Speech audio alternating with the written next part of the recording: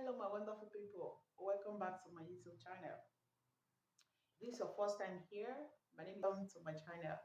This is Elegant Family TV. So I'm glad to have you around. If you're my returning subscribers, thank you so much for always stopping by, and God bless you for your support. So today I'm going to be talking about what you can do, what you can achieve as an asylum seeker here in Germany. I said this in my previous video that I'm going to be talking about it because most people they don't know what they can do. All right.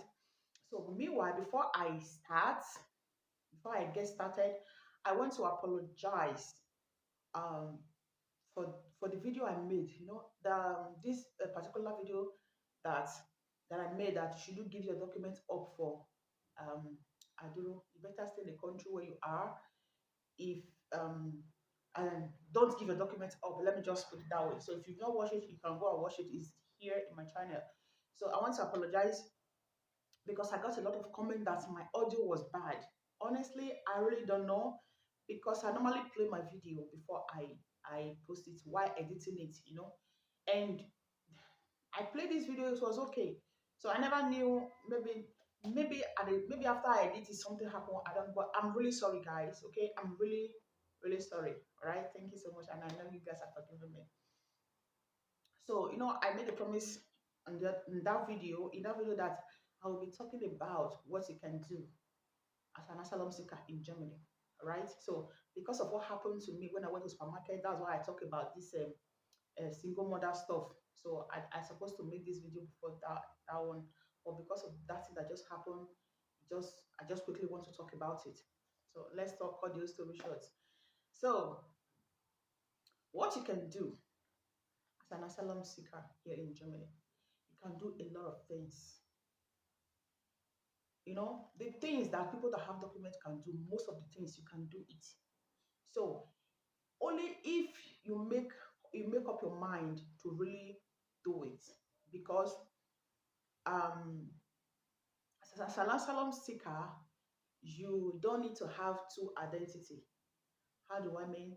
You don't need to have our Nigeria passport with you while you're having their green paper here. Okay, so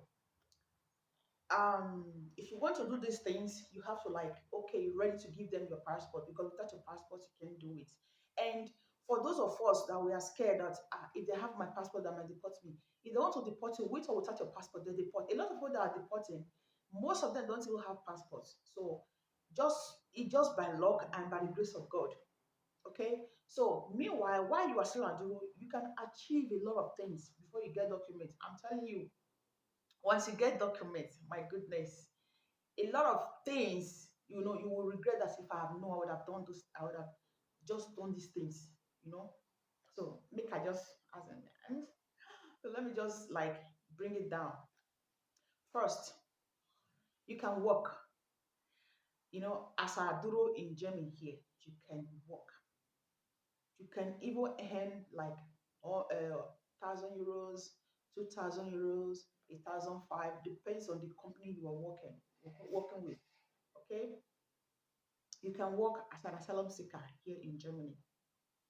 So even without you submitting your passport, but these days, before they give you working permits, they will tell you to go and bring your passport before they can give you working permits. Okay. So, but before it was not like that. That is number one. Number two, you can do driver license. Oh my goodness. You can be a Duro and you have your own car. You'll be driving. It's very possible. See, all these things, my husband made it. We have all these things before they give us documents. You know, and when you can have all these things, by the time they give you documents, you'll be like free. You don't have to be worrying yourself about those things because you've gotten those things while you were working. Okay? So driver license, you can make it. So all they need from you, because when you go to the place you want to do the register for your driving school, they will tell you they need, because of your green paper, they will tell you they need permission from Landrasamt. And when you go to Landrasamt, they are going to ask for your passport. The reason, they want to know if you are really true, if the identity you give them is true. That is the reason they will ask for your passport. Okay, that is number two. Number three, you can do for example, you have certificates back in Africa and you want to come and further your education here, you can do it. You can with your results, but all they need from you is your B1. No, sorry, B try, which is B2. That is what they need, not B1, B2. Okay, so you can do that. And also, if you don't have any profession, and you want to do one, you can also go to school here and learn something. Like anything you feel you want to do, you can go to school here to do it. That's that they call it Osbidom. All these things I'm saying now, I'm not saying it because of story. I'm saying it because this is what happened to me. This is what happened to my husband. Okay, my husband brought his certificates here. So the reason he has not done it, some people now they like money, money, money, money, because it was working, in and the company he's working with here, as in the job he's doing here, is not what he read.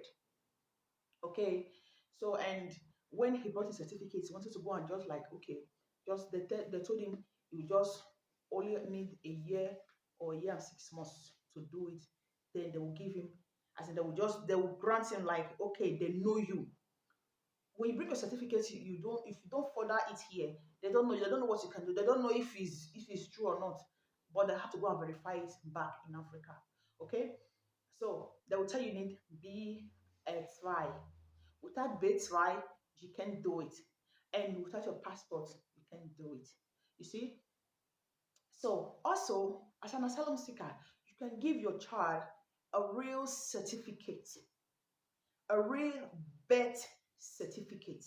A lot of our Nigerians here, their children don't have birth certificates.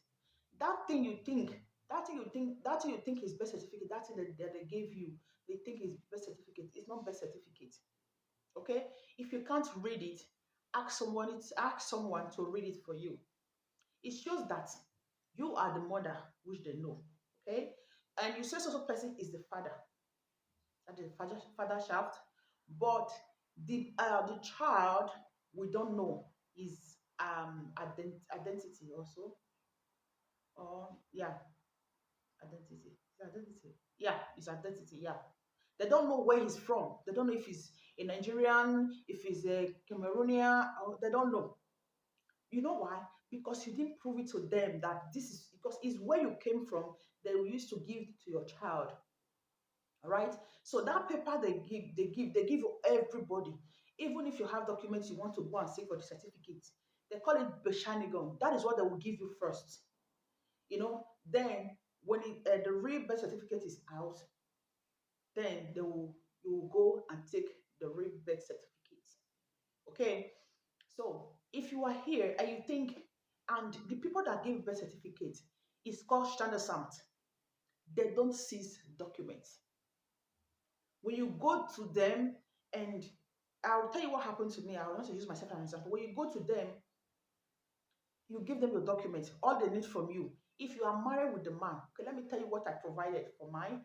I provided my birth certificate. I translated it to Dutch, which is, then our marriage certificate, we translated it to Dutch also. Then my husband birth certificate, which is Nigeria, we translate, which you have three translated documents, and our passport. We gave it to them, the original birth certificate and the translated one. They made a photocopy of them, and my passport, our passport. They made a photocopy of them and they gave it to us back. They didn't seize it. The only people that seize documents here are Landrasamt. Okay, standard stamp, they don't seize it. So you thinking that if you go and make birth certificate for your child, they are going to seize a document from there, they might deport you. You are not doing yourself. You are not doing them. You are doing yourself and that of your child.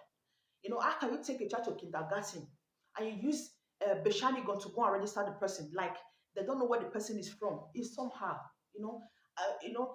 So we should try to help not only ourselves, not only to think of what is good for us, also to also think of what is good for our children. You understand? So that is all those things. These are the things you can do, and many more. Okay, I just don't want to make this video too long, but I just want you to know that these are the things you can do as an asylum seeker. And when you are working, and the another thing, when you are working, you have to be paying your house rent and that of your children. If they pause you, if they tell you don't pay, as in be saving money somehow, because when documents come, they're going to bring you all the bills. My goodness, they will bring you all the bills, and you're going to pay everything. Like, even if you don't pay it once, you pay it instrumental, okay? But you're going to pay it. When you are working and you are in a Adoro house, you will pay.